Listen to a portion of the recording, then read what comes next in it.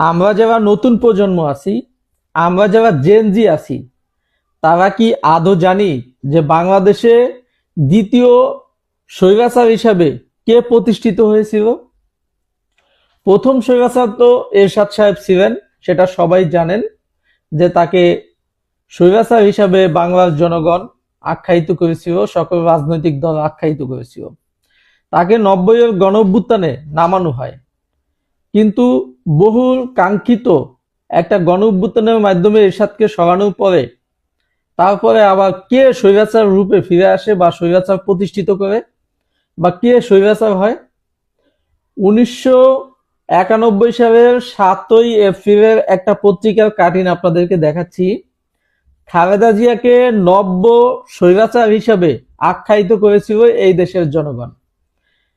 অনেক নিপীড়ন, নির্যাতন, হত্যা, গুম, খুন করে এরশাদ যখন ক্ষমতায় টিকেছিলেন, ঠিক তেমনি খালেদা জিয়া 1991 সালে ক্ষমতায় এসে তিনি বাংলাদেশের মানুষের উপর নিপীড়ন, নির্যাতন চালানো শুরু করে দেন এবং চারিদিকে হত্যা, গুম, খুন বেড়ে যাচ্ছিল।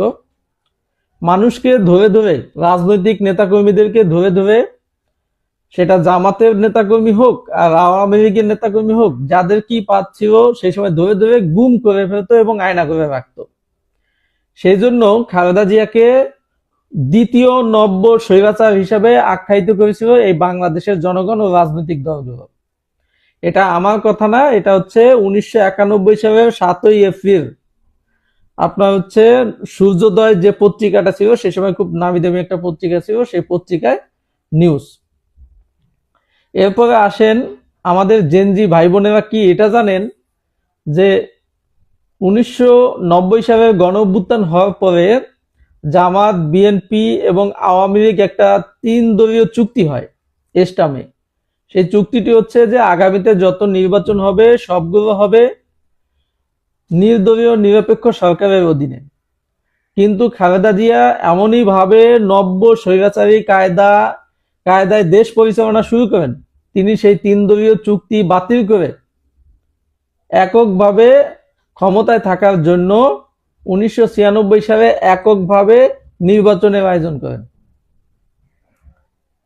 সেই নির্বাচনে একদিনে আওয়ামী লীগের 30 জন নেতাকে হত্যা করা হয়েছিল এবং তত্ত্বাবধায়ক সরকার আন্দোলনে আওয়ামী লীগের প্রায় 200 নেতাকর্মী হত্যা হয়েছিল।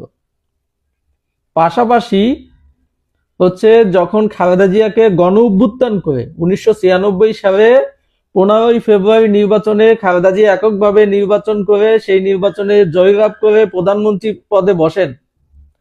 প্রধানমন্ত্রী পদে বসার পরে তাকে আবার গণঅভ্যুত্থানের মাধ্যমে তাকে ক্ষমতাচ্যুত করা হয়।